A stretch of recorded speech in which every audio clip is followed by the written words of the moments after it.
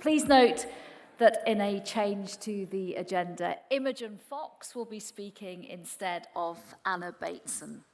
Please give a very warm welcome to Zaid Al-Qassab, Chief Marketing Officer at Channel 4, Imogen Fox, Director of Advertising at The Guardian, Nick Baughan, Director of Business Partners at Meta, and Michaela Jefferson, News Editor of Marketing Week.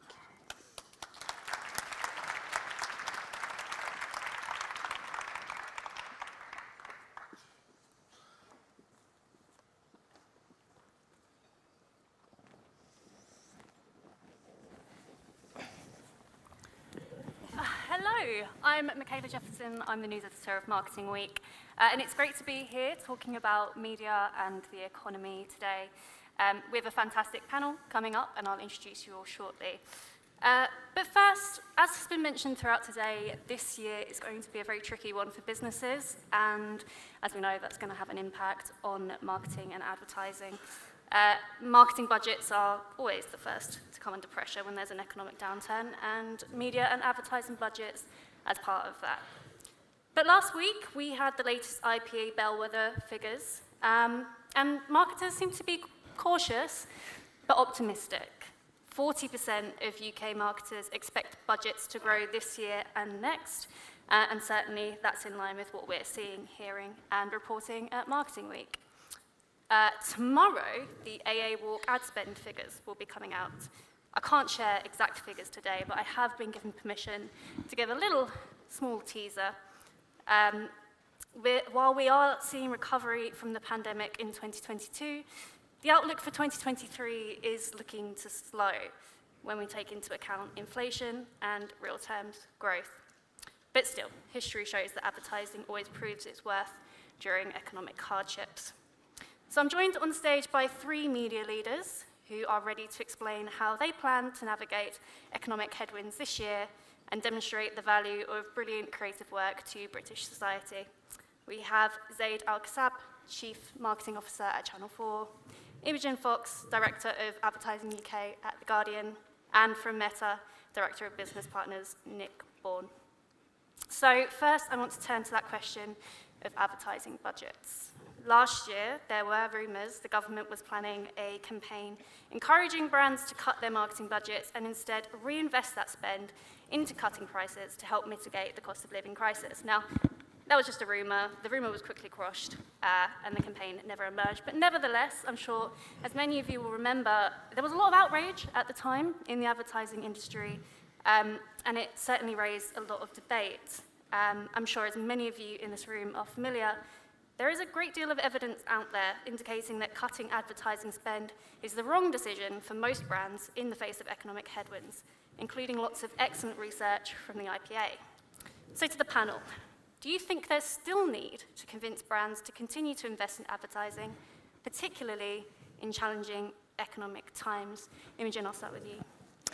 Hi, thank you. First of all, I don't think anyone in this room needs convincing that we should keep marketing budgets going through this time.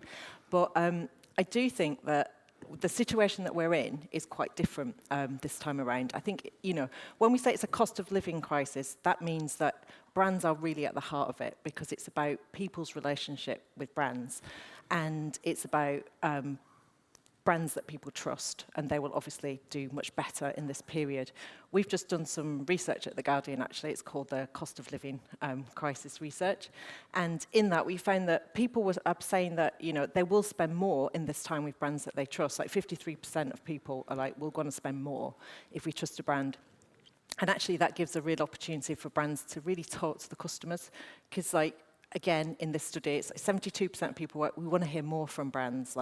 In this time, we think that brands should be helping us. And again, that is such an opportunity for brands to talk directly to their customers. I think that the supermarkets do it brilliantly, actually. I love the Tesco ads, the kind of, yet more ads telling you to spend less with us. I think that's really brilliant. We saw the McDonald's advert earlier, which is just fantastic. Really creative way of sort of saying, here's a treat, even though there's a cost of living crisis on. So I think it's a real opportunity for brands, actually. It's not perhaps less about share of voice and more about trust now. Absolutely. Zaid, would you add anything to that? Well, no, I think Marg, Ale, Dougie did a really good job earlier of reinforcing why in these times it's right for companies to be investing in marketing and advertising. I do think we live in a slightly topsy-turvy world where you saw on some of the charts, disposable income amongst younger people is particularly being squeezed. Right? We live in this world where the older you get, the more disposable income you get, even when you're a pensioner nowadays. And I think we've got to take care with how we talk about that to younger people trying to get on the mortgage ladder, starting up families. That's where the pinch is going to be.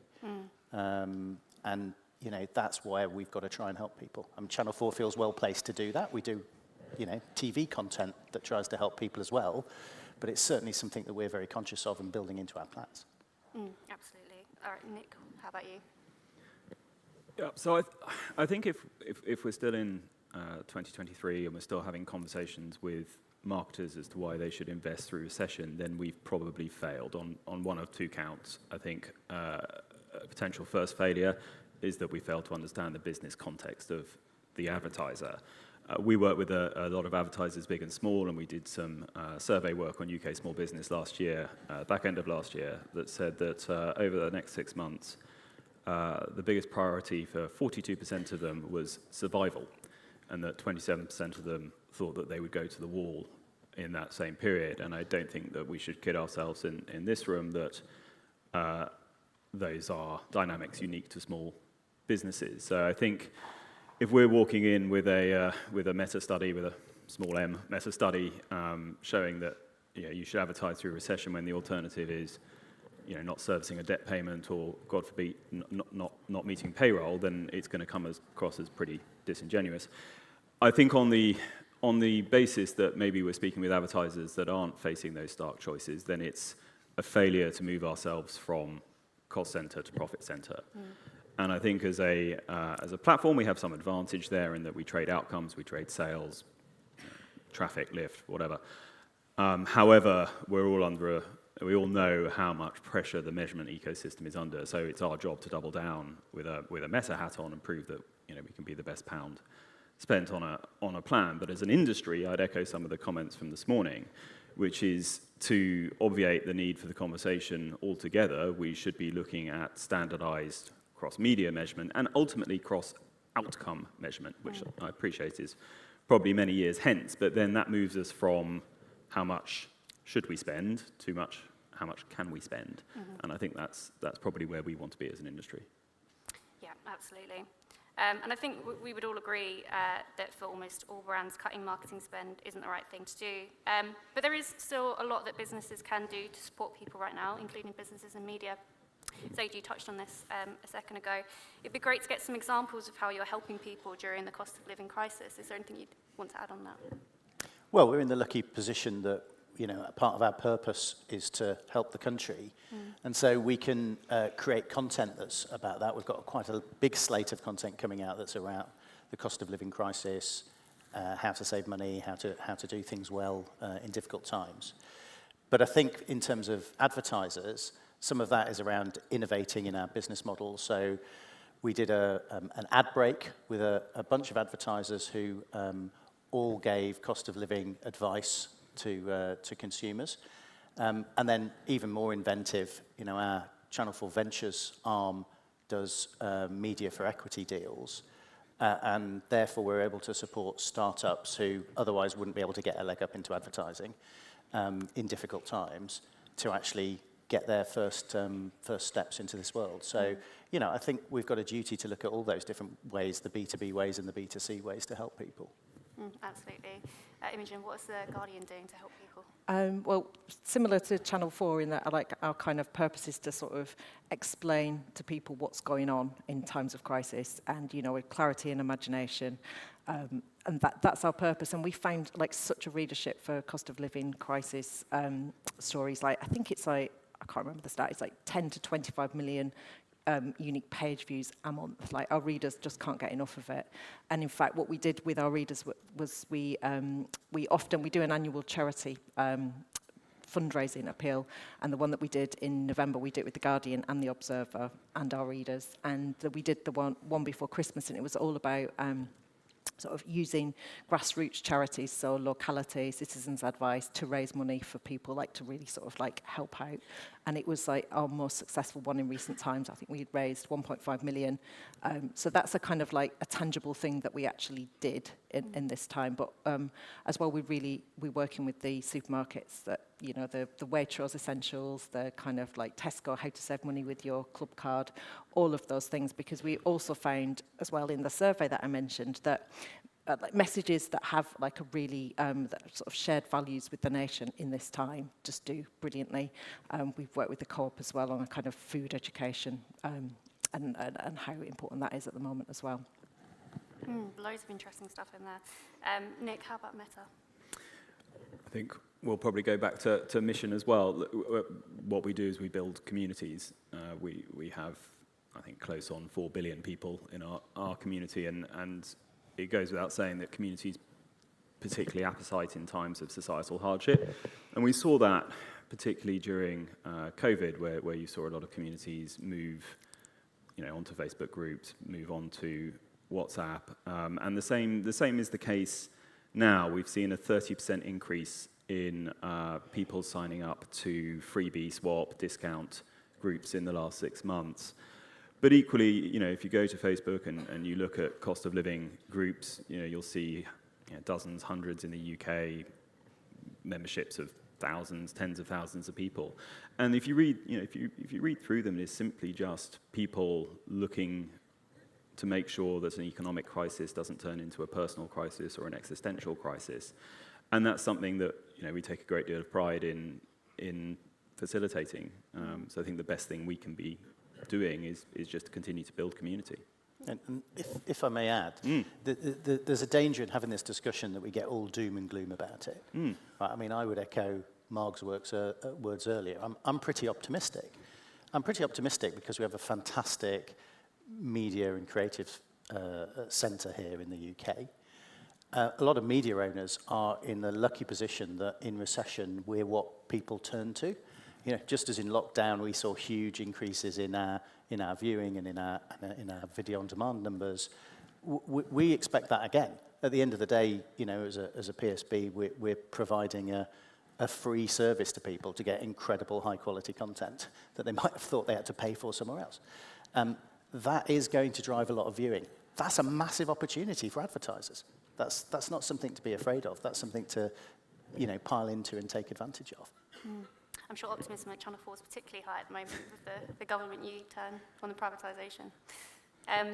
But on the subject of companies doing good things, one thing that clearly has to remain a priority right now is the environment and tackling the climate crisis. That's not something that's ever going to go away, regardless of economic situations. But the reality is that for many businesses, juggling sort of ESG priorities while dealing with an economic downturn is a real challenge. And the concern is that sustainability and saving the planet falls down the agenda. As media owners, it'd be great to know how you navigate the priorities of the cost of living crisis with environmental goals. And Nick, I'll come back to you.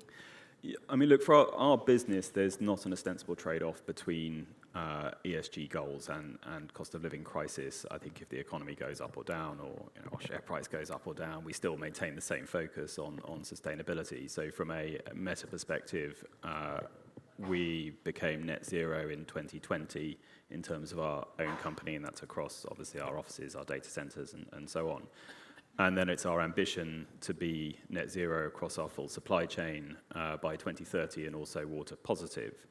So our focus on that doesn't change. I think where I'm, you know, back to the optimism point, where I'm particularly optimistic is on the efforts of industry here.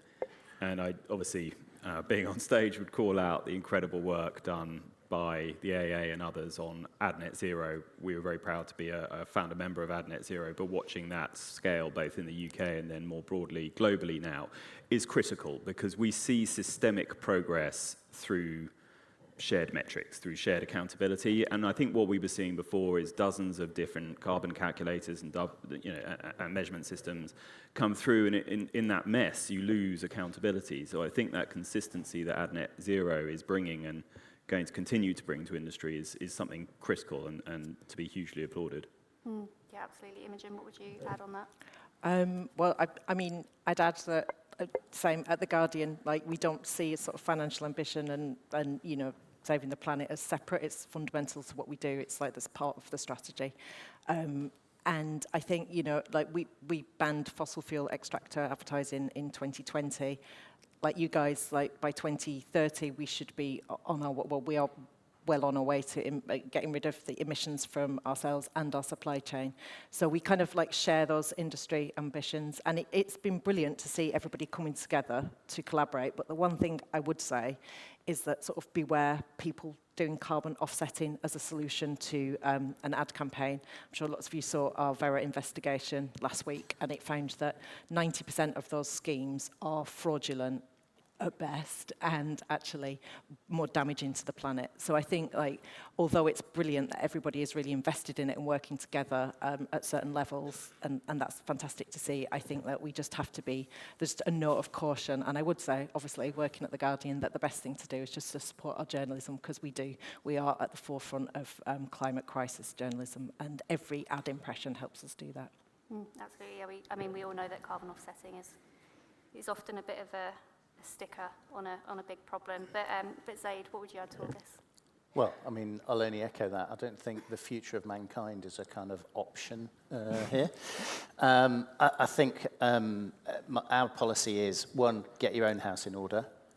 So, you know, we've got a net zero plan that we're going to deliver.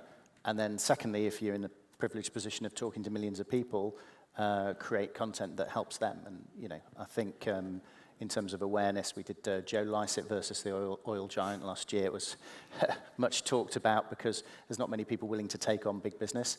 And I expect to see much more of that sort of stuff in the year ahead. All right, brilliant. And it's always worth thinking as well about the broader impact that advertising can have in a positive way. We don't have a representative from the out-of-home industry on our panel today, but I've been told there's a report to look out from TfL and the other major out-of-home companies in a few months' time, looking at the social impact out-of-home advertising has in London and the role it plays in driving positive societal change. So that's one to look out for. So, you know, as we look to the year ahead, it'd be great to know how each of you expect to see your business models evolve through this sort of challenging time. And what plans do you have which present new opportunities for advertisers and for agencies? Nick? Yeah, I'm going to join the growing chorus of AI proponents here, I'm afraid, because I think this is probably for the last 3 years, certainly the next 5 years, the biggest single seismic systemic change in our industry. And I think there's the public demonstrations of it, ChatGPT, et cetera, which is, you know, kind of being present when a new star is born, sort of an effect. But actually, as is usually the case, it's the enterprise applications that often make the biggest, albeit more silent, changes. So everyone in this room will be aware of the challenges and the changes developed from some device platform changes that Apple made and the long drawn-out death of the cookie. The solution to these isn't another ID or an iteration or you know, more of the same effectively. It's AI. And I think from our perspective, by far the biggest chunk of our expenses in the last 12 to 18 months has been on AI infra and data sensors to effectively power ads products that are contingent on machine learning. And we're releasing those to market at the moment. So back end of last year, we released a suite of products called Advantage Plus, which is effectively delivering results, you know, way in excess of everything that we've seen in the last 12 months, and all powered by this investment into infra. So it's a slightly workman's answer, but actually it is having a tectonic impact on the industry already, and that's only going to accelerate. All right, Zaid, is AI the future of Channel 4?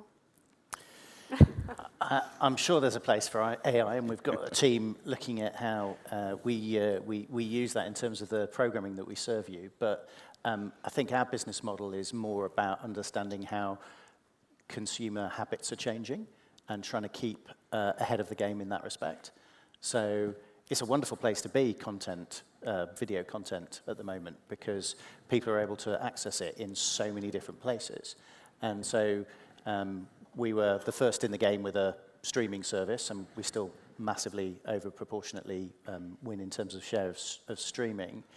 And we're the first in the game, with a serious social media offering that advertisers can buy against. We're also in long form on YouTube, which again, most people don't know that you can buy advertising directly with us to reach young audiences there. So however things progress, we try and keep the business model fresh and in line with what people are doing, rather than just worrying about the machines. Hey, there's plenty of data-based products and things that we offer as well. The deal we've done with Nectar to be able to target people based on that, or Brand Match, where people bring their own data and match it with our data. So we're big on the data stuff too, but we're guided by how are people changing how they view things. Absolutely, I'm really interested to see how that Nectar partnership pans out. Imogen, plans for The Guardian this year? Well, we're pretty optimistic, actually. We are expanding in Europe over the next year. We see a real opportunity there, and we are beefing up our operations in the US and Australia. But obviously, we are reader-centric at The Guardian, so I'm going to talk about our audience. It is massive, and it's not behind a paywall, and it continues to diversify as well, which I think is really interesting to advertisers. Not many people would think of us as having, in the UK, the quality news brand, we have the most under 35s, including, and obviously that's Gen Z, and everyone gets very excited about Gen Z. So we're really proud of that. We've got, BAME readers and young families, lots of opportunities for advertisers, and to reach them in different ways as well, actually. So I always love to say we're the only news brand in the entire world to have won an Oscar and a BAFTA for our documentaries. We're leading podcasts, and we've been launching them with brands as well. Over the summer, we did the Women's Football Weekly. We launched that with Visa during the World Cup. That was fantastically successful. We've just done a pop culture podcast with Shante Joseph, and the launch advertiser was Apple. So we've got loads of opportunities in ways that you might not just think of us we're not just a newspaper. All right, thank you. We've got a couple of minutes left, so I'm just going to fire one last question at each of you. Again, looking ahead in 2023, what are the big sort of pop culture moments or trends that you're the most excited about, that you think are going to represent opportunities for advertisers to partner with you? Zaid? Well, I hate to come back to it, but climate is the most important thing facing humanity. So we are thinking about how that comes across in all of our programming. I'm expecting us to have lots of opportunity for advertisers to join with us in terms of climate. And then, totally parochially, Channel 4 has the rights to the Euro qualifiers football, so I'd put that out there just because I'm interested in that, and that's a great opportunity for advertisers too. All right, brilliant. Imogen? Oh, we love all trends at The Guardian, but we consider ourselves to be the place you come to get an opinion about the trend. You might go to a Meta place to hear it, but you definitely come to The Guardian to kind of get a viewpoint on that. So I'm not going to pick a particular trend, but what we are doing behind the scenes is we've got a really big research project. I love yours, by the way, it's very good, and called The Life Shift, which is about how we live now, and that will take into account all the sort of new cultural moments, and there'll be loads of opportunities from there for us to work with brands on it. Great. And Nick?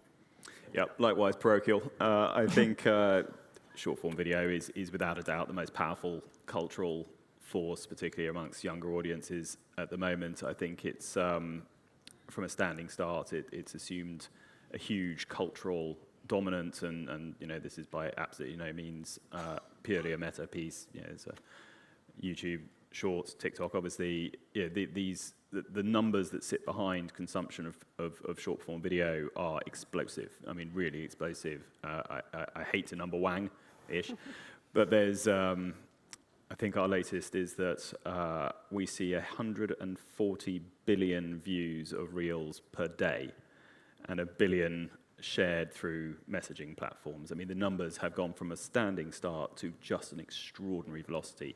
And they are culture carriers. We see entertainment, immense creativity, and it's a fantastic format having an impact very, very quickly.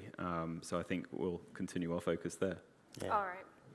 I was going to say, I'd echo that. I mean, we saw 11 billion views of Channel 4 short-form content last year. Huge. And that's why we launched the Channel 4.0, which is a youth short-form content channel. It's definitely going to keep growing exponentially. All right, brilliant. Well, we'll draw it to a close there. Thank you all for your insight, and thank you all for listening.